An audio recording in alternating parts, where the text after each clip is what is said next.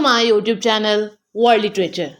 आज जो topic discuss करने वाले हैं वो है between the world and me, जो कि वर्क है ता-नहीसी कोट्स का। ता-नहीसी कोट्स का ये जो वर्क है बिटवीन द वर्ल्ड एंड मी, ये एक्चुअली में एक लेटर है जो कि इन्होंने अपने सन को लिखा है।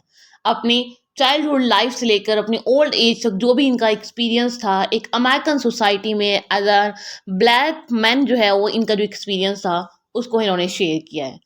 अपना जो सन है उसको बताते हैं कि इनकी लाइफ में क्या स्ट्रगल्स रहीं, इन्होंने किस तरह से स्ट्रगल को जो है वो कंटिन्यू रखा और एट द एंड जो है वो इन्होंने लाइफ से कैसे लर्न किया कि आप जो है वो किस तरह से एज अ ब्लैक जो है वो खुद को प्रूव करवा सकते हैं एक वाइट कम्युनिटी में।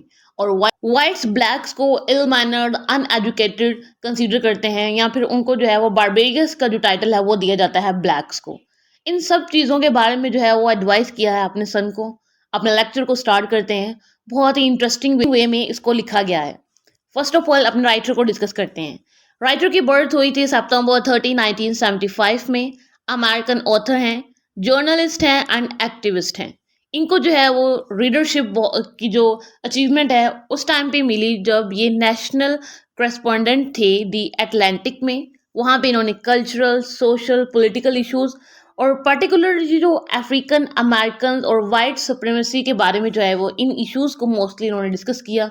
उसके बाद इनकी जो फेलोशिप है वो बढ़ी, या फिर जो इनकी रीडरशिप है वो इंक्रीज हुई।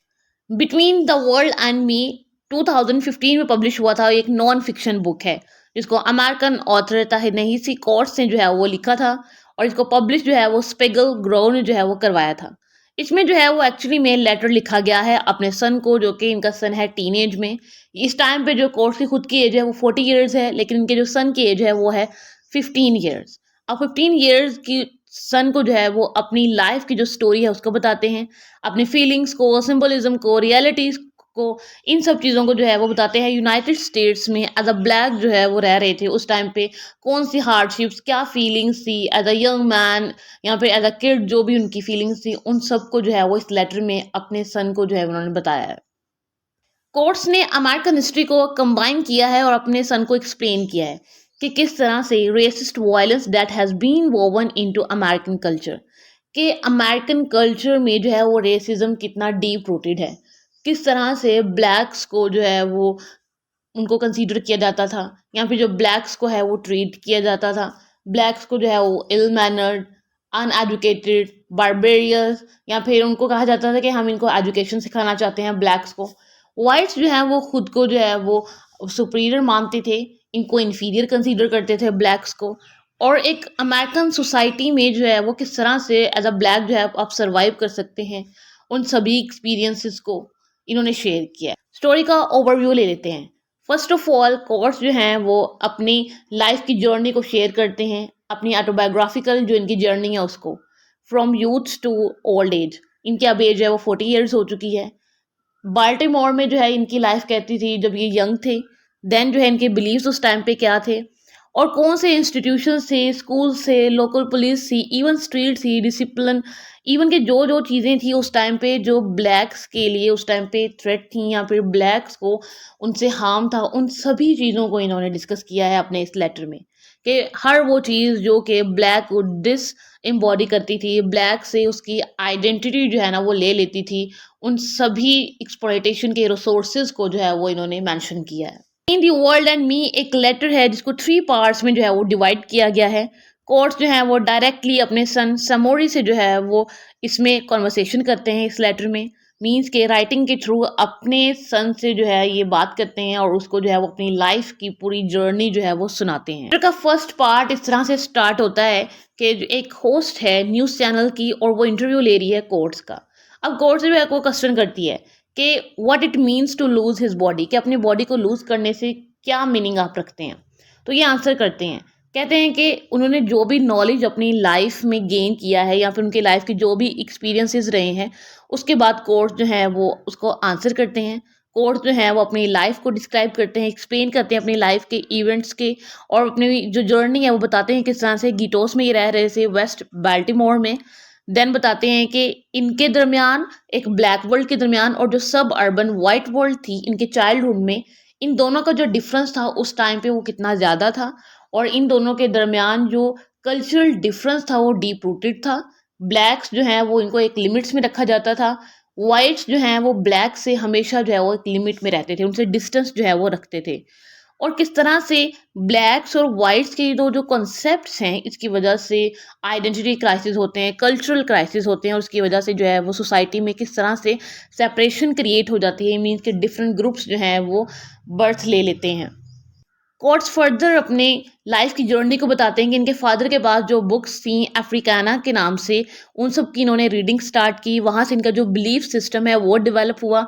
और मैल्कलम एक्स की तरह ये भी डिसअग्री करते हैं उस आइडिया के साथ नॉन वायलेंट प्रोटेस्ट, कि जो प्रोटेस्ट है वो नॉन वायलेंट हो सकते हैं, जबकि प्रोटेस्ट जो है वो हमेशा वायलेंस की तरफ जाते हैं, क्योंकि उसमें आर्गूमेंट्स ऐसे होते हैं, आपकी जो आइडियाज़ ऐसे होते हैं कि आपको प्रोटेस्ट जो है वो करना पड़ता है अपने मोटिव को लेकर।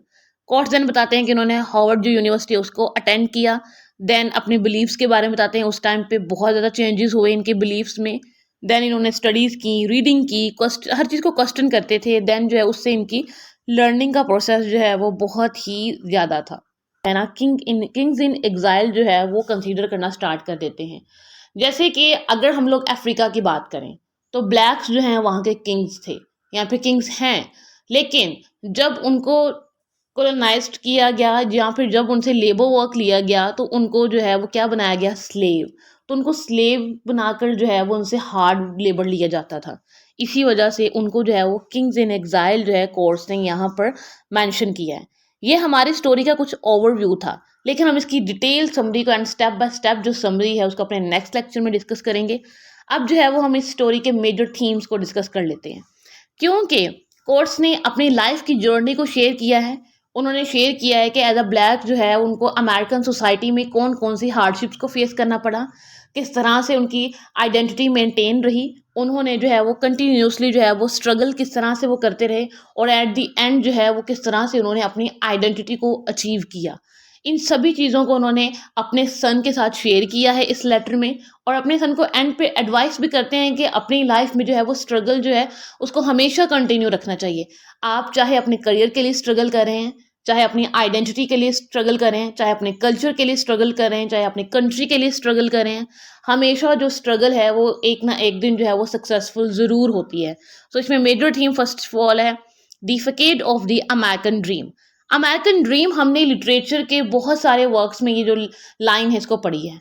एक्चुअली में अमेरिकन ड्रीम होता क्या है कि एक दूसरे कंट्री में रहने वाला जो पर्सन होता है उसे लगता है कि अमेरिका में जो है वो डेमोक्रेसी है, इक्वल राइट्स वहाँ दिए जा रहे हैं, वहाँ के फाइनेंशियल रिसोर्सेज स्ट्रॉन्ग है, वहाँ की अगर गवर्नमेंट की बात करें तो वो बहुत ज़्यादा स्ट्रॉन्ग है, वहाँ की मार्केट के रेट्स देखें तो वो लो हैं, वहाँ के जितने भी नेटिव्स हैं उनको बहुत सारे बेनिफिट्स दिए जा रहे हैं। तो ये एक अमेरिकन ड्रीम दिया जाता है एक इंटरनेशनल पर्सन को।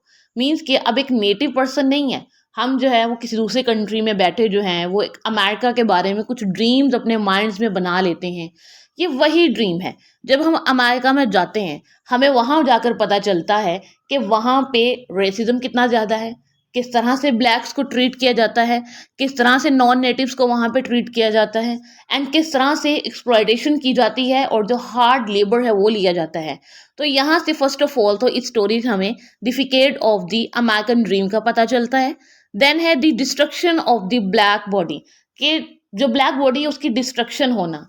जब ब्लैक्स को जो है वो कंट्रोल में ले लिया गया था, उनको कॉलोनाइज कर लिया गया था, उनके ऊपर जो है वो बहुत सारी रिस्पॉन्सिबिलिटीज़ दी गई, ड्यूटीज़ दी गई, उनसे जो है वो हार्ड लेबर लिया जाता था, उन्हें जो है सेक्सुअली, मॉरली, कल्चरली, आइडेंटिकली हर चीज़ से उनको एक्सप्लॉइट किया जाता था। तो इस तरह से उनकी डिस्ट्रक्शन हो रही थी ब्लैक्स की बॉडी की, और इसी चीज़ को जो है वो कोर्स ने इसमें डिस्कस किया है। And the third and last theme is the value of the struggle. जो कि ऑलरेडी मैंने आपको बताया है कि किस तरह से कोर्स ने अपने सन को जो है वो एडवाइस किया था कि स्ट्रगल जो है वो एक ना एक दिन सक्सेसफुल होती है। तो कोर्स बताते हैं कि जो है वो मैंने एज अ ब्लैक जो है वो मैंने पूरी लाइफ स्ट्रगल किया है। मैंने बाल्टीमोर से लेकर जो है वो देन मैं यूएस यूके जहाँ जहाँ गया हूँ, मैंने वहाँ जाके जो है वो हार्वर्ड में गया, जिस यूनिवर्सिटी में भी गया वहाँ जाके मैंने ब्लैक एज अ ब्लैक जो है वो चीज़ों को फेस किया। मुझे एज अ ब्लैक जो है वो इन्फीरियर कंसीडर किया जाता था, मुझे इल मैनर्ड, अनएजुकेटेड, ये सब कुछ कंसीडर किया जाता था। तो वो एक स्ट्रगल थी, मुझे अपनी आइडेंटिटी को मेंटेन करना है और जो मुझे एज़ अ ब्लैक जो है वो खुद को प्रूव करवाना है कि हम जो ब्लैक हैं वो किसी से कम नहीं है और जो व्हाइट्स हैं ये जस्ट खुद को जो शो ऑफ करवाते हैं वो एक्चुअली वैसे नहीं हैं। तो इन सब चीज़ों के मेजर थीम्स थे इस स्टोरी में। आई होप कि जो है ये ओवरव्यू और मेजर थीम्स आपको समझ आए होंगे। वीडियो को लाइक और शेयर और चैनल को ज़रूर सब्सक्राइब कीजिएगा एंड इसका सेकंड पार्ट जो है उसका वेट कीजिएगा।